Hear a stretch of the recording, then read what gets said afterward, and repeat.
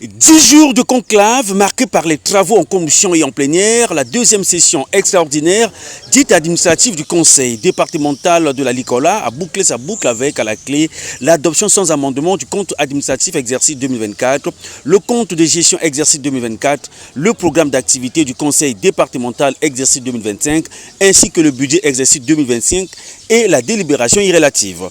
Ces budgets arrêtés et équilibrés en recettes et en dépenses à la somme de 923 976 459 francs CFA contre 2 725 211 287 francs CFA en 2024, soit une réduction de 1 801 234 828 francs CFA. 10 délibérations ont été adoptées sur les 13 projets, dont celle portant adoption des résultats du budget exercice 2024 ainsi que celles liées à la création du fonds de garantie à l'initiative de la Likola. Dans leurs recommandations, les élus locaux recommandent au gouvernement le reversement des recettes locales recouvrées par les services des impôts.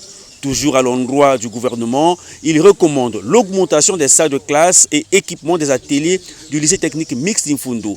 Il faut également souligner que cette session a été aussi et surtout marquée par l'audition de 4 directeurs départementaux, notamment de l'administration du territoire, du cadastre et de la topographie, le commandant territorial des forces de police, ainsi que celui de l'enseignement préscolaire, primaire, secondaire et de l'alphabétisation.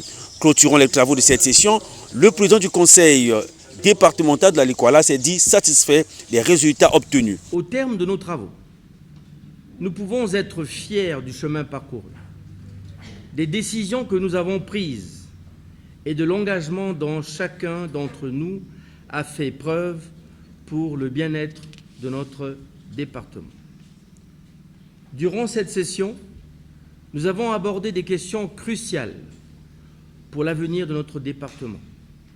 Nous avons discuté des enjeux budgétaires, des ajustements nécessaires et des mesures à mettre en place pour garantir la mise en œuvre effective de notre plan de développement local 2025-2029.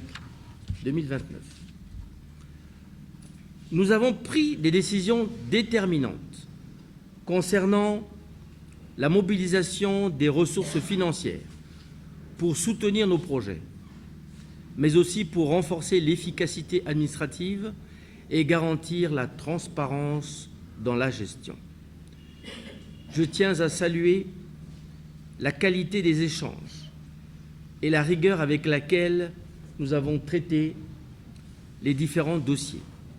Rappelons que cette session s'est tenue sous le thème « Mettons en œuvre le fonds de garantie à l'initiative de la Likola, moteur des investissements de notre développement local ».